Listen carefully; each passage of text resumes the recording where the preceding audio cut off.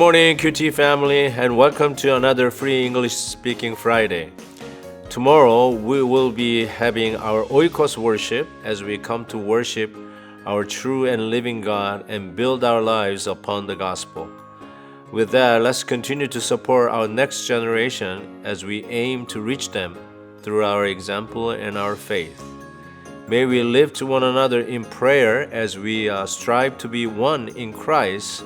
So please turn to Esther chapter 1 verse 1 through 9 and let's sing hymn number 34, Come Thou Almighty King, verse 4.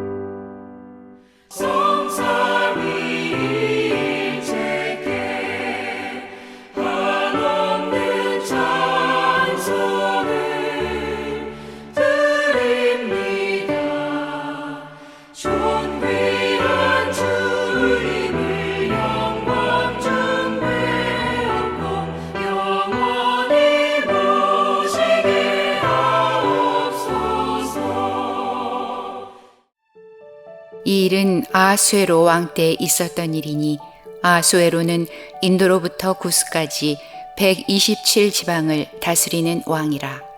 당시에 아하수에로 왕이 수산궁에서 즉위하고 왕위에 있은 지 제3년에 그의 모든 지방관과 신하들을 위하여 잔치를 베푸니 바사와 메대의 장수와 각 지방의 귀족과 지방관들이 다 왕 앞에 있는지라. 왕이 여러 날 곧 180일 동안에 그의 영화로운 나라의 부함과 위엄의 혁혁함을 나타내니라.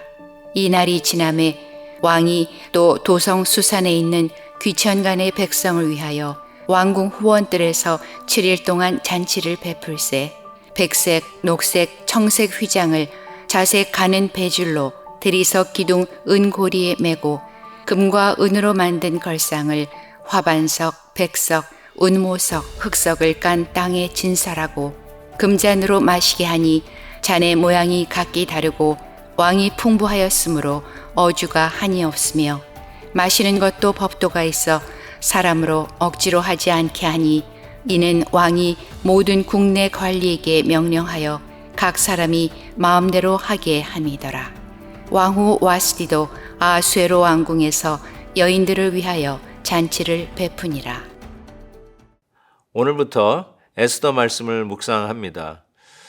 오늘 말씀은 아하수에로 왕이 그의 재위 제3년째 되는 해에 모든 귀족들과 고위 관직들을 위해서 180일 동안 잔치하는 내용으로 시작합니다.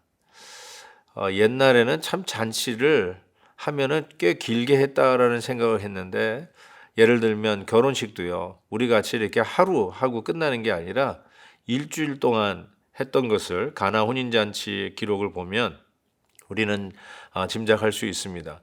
그런데 이 아하수에로 왕, 즉 페르시아의 왕이죠. 바사 왕은 180일 동안 잔치를 했다라고 이야기합니다. 이것은 도무지 상상할 수 없는 규모와 스케일로 이런 잔치를 했다라고 생각합니다. 이런 일들이 어떻게 가능할까? 당연히 자기의 가진 것이 있기 때문에 그랬던 것이죠.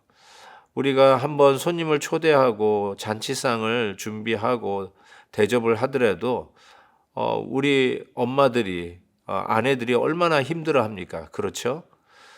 그런데 180일을 한다? 이거는 도저히 어떻게 이 음식 그 재료를 준비하는 것도 상상을 초월하겠지만 그 일에 동원되는 사람들을 생각해봐도 결탄코 만만치 않은 일이었음을 우리는 짐작할 수 있습니다.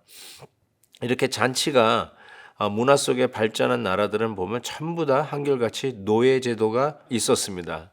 즉 그 말은 그 누군가를 착취했고 그 누군가의 노동력 때문에 가능했다는 말이죠. 이 180일의 잔치 이후에 또 말씀을 보니까 5절이죠. 이날이 지나매 왕이 또 도성 수산에 있는 귀천간의 백성을 위하여 왕궁 후원들에서 7일 동안 잔치를 베풀었다라고 적고 있습니다. 이제는 귀족이 아니라 이 귀천간의 백성을 위해서 또 7일간의 잔치를 했다라고 적고 있습니다. 왜 이런 일을 했을까요? 여러 가지로 그 이유를 분석할 수 있겠지만 자명한 것은 자기 자신의 잘남, 위대함, 영광, 똑똑함 그것을 자랑하기 위함입니다. 드러내려고 이렇게 하는 것이죠. 떵떵거리고 살고 싶은 거예요. 내가 이런 사람이라고 나팔을 불고 싶은 것이죠. 이와 같은 행위는 결단코 오래 갈 수 없습니다. 이렇게 특별히 남을 착취하면서 하는 잔치 문화는 결단코 오래 갈 수 없고 스스로 멸망의 길로 가는 길임을 우리는 알 수 있습니다. 겸손해야 됩니다. 섰다 하는 자는 넘어질까 조심해야 됩니다. 내가 할 만큼 하고 꼭대기에 올라왔다 하는 순간에 그때서부터 내려가는 길 아닙니까? 정말로 하나님 앞에 겸손해야지 자기의 잘남을 자기의 영광을 드러내려고 이와 같이 무리한 잔치를 하는 것은 멸망의 길로 가는 것임을 가르쳐 준다고 생각합니다. 9절에 보니까요. 또 잔치 얘기가 나와요. 왕후 와스디도 아수에로 왕궁에서 여인들을 위하여 잔치를 베풀었다라고 이야기합니다. 이 말은 남편 아수에로 왕만 잔치하냐? 당신만 영광을 받느냐? 당신만 위대하냐? 나도 위대하다 그러면서 자기 자리를 벗어나서 자기도 그 잔치의 주인이 되려고 하는 욕심이 바로 이와 같은 또 여자들 여기서 보니까 왕궁의 여인들을 위해서 잔치를 한 이유가 아닌가 짐작해 봅니다. 우리는 우리의 본분과 우리가 해야 할 자리를 지켜야 하지요. 남의 자리를 엿보는 것이 아니라 내가 맡은 자리를 열심히 지키면서 그 일을 충성스럽게 감당할 때 공동체가 사는 것이죠.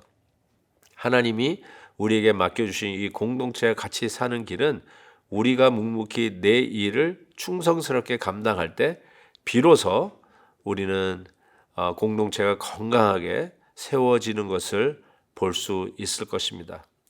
에스더서를 시작하면서 또 한 주를 마무리하는 이쯤에 하나님께서 이 은혜를 우리에게 주셔서 방학으로 들어가는 우리 셀 모임이지만 우리가 기회를 얻을 때마다 서로 격려하고 서로 전화를 주면서 안부를 전하면서 이 방학 기간에도 우리 셀 모임이 든든하게 서갈 수 있도록 우리 주님께서 은혜를 베풀어 주시기를 간절히 기도합니다. 하나님 아버지 감사합니다. 오늘도 주님께서 주시는 은혜를 사모하며 하루를 말씀 가운데 시작하오니 우리의 길을 우리의 걸음을 인도하여 주옵소서. 예수 그리스도의 이름으로 기도하옵나이다. 아멘. 내일 오이코스에서 뵙겠습니다.